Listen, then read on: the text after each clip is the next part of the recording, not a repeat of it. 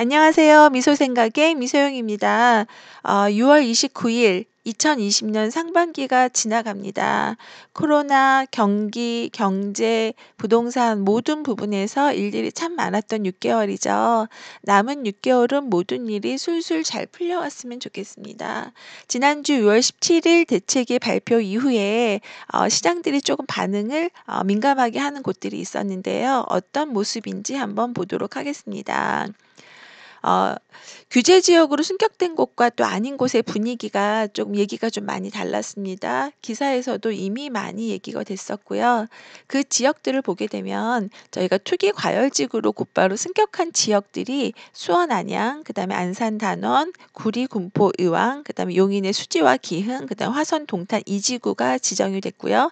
인천에서는 연수구, 남동구, 서구가 됐고 대전에서는 동구, 중구, 서구, 유성구가 투기 과열지구로 묶였습니다.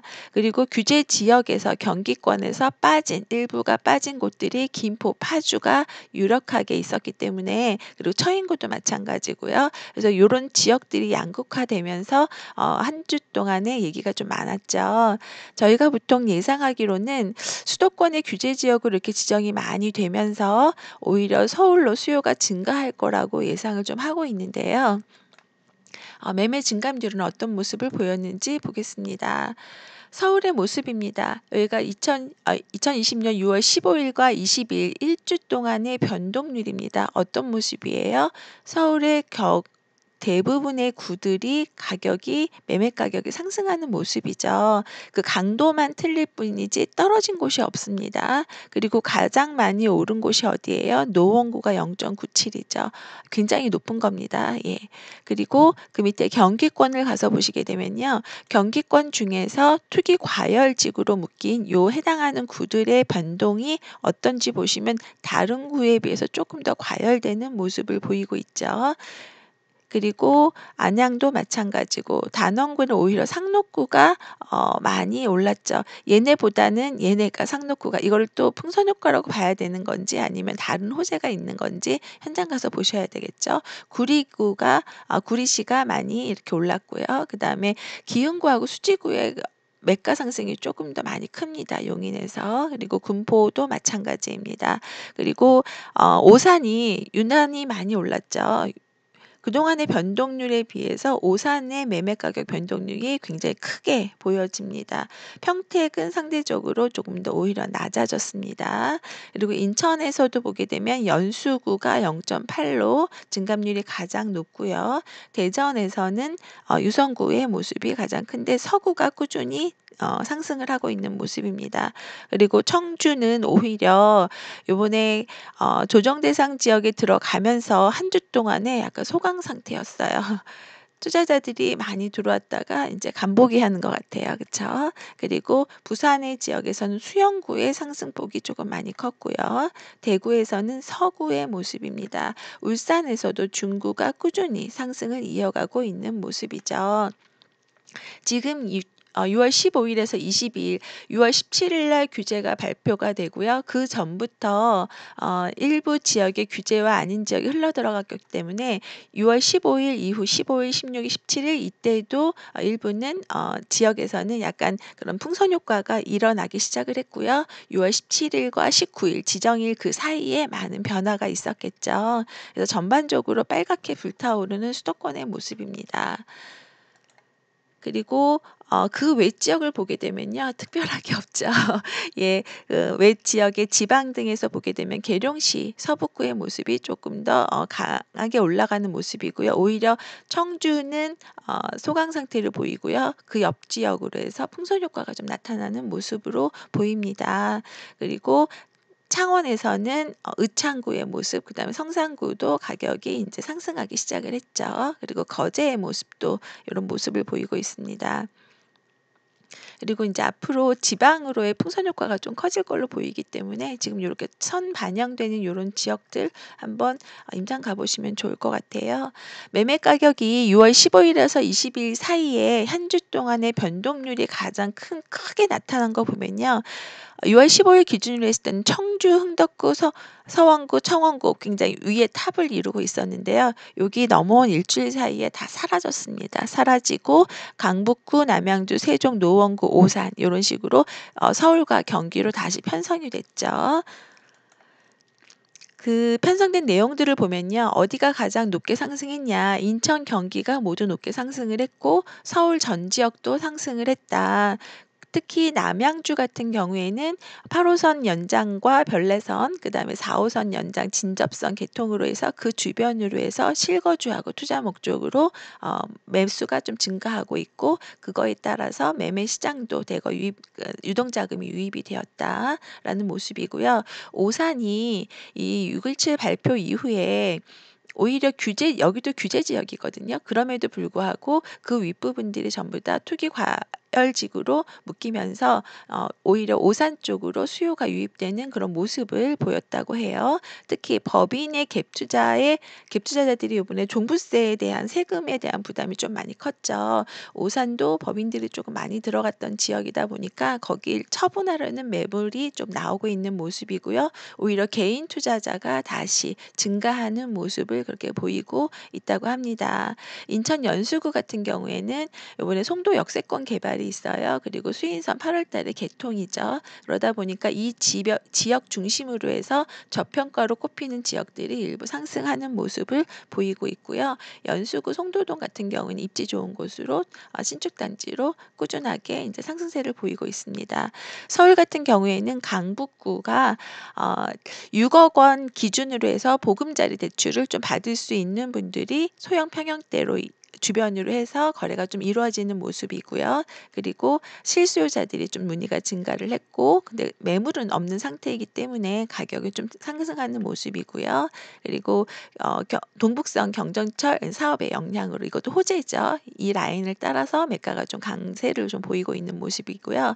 노원구 같은 경우에는 여기도 꾸준하게 규제 시행 전 매입을 서두르는 매수자들이 좀 많았다라고 해서 초금리 장기화 정책 그다음에 유동자금이 부동산을 흘러들어서 저평가된 단지와 평형대 중심으로 상승세가 계속되는 상황이다라고 해서 이런 주간 변동률과 함께 해석이 나와 있습니다.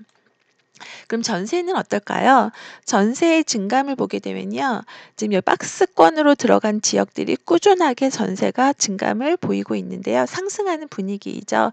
0.43에서 0.28로 증감을 좀 소폭 증감률이 낮아지긴 했지만 그래도 계속해서 상승하고 있다라는 거예요. 증감세가 두드러지죠. 그럼 강남구하고 그리고 관악구가 지금 새롭게 들어왔죠. 그리고 성북구의 모습도 그렇고요.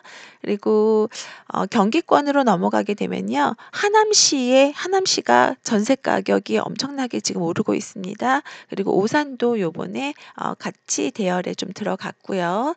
그리고 오산 같은 경우에는 매매와 전세가 모두 다 증가하는 모습을 보이고 있고 하남도 마찬가지입니다. 그리고 용인의 모습이 좀 두드러지죠. 용인이 요번에 투기과열 지역으로 되면서 기흥구하고 수지구 특히 기흥구의 상승폭이 조금 더 커지고 있습니다. 대전으로 넘어가면요. 서구의 모습과 그다음에 충북은 서원구의 모습 아마 입주 물량 때문에 이런 모습을 보이겠죠. 계룡시 이런 부분들이 전세가 증가하고 있다. 지방에서 특히 전세가 증가하는 것은 굉장히 좋은 현상입니다. 지방 중에서는 거의 변동률이 없어요. 그리고 구미와 거제에 두드러지게 상승하는 모습을 보이죠. 전세가가 상승을 하게 되면요. 매가에도 영향을 주게 되어 있습니다. 지방 같은 경우. 그리고 전세가가 올라와줘야 매매와 전세가의 차이가 없다 보니까 그쪽으로 실수요자도 마찬가지고 투자자도 관심을 갖고 보게 되겠지요. 그리고 여기 중에서는 평택에 있는 모습이 아까 여기서도 지금 평택의 모습이 있었는데요. 평택의 증감 보이세요? 0.67. 예. 오산과 평택이 좀 두드러지게 전세가가 증가하는 거 보이죠? 예.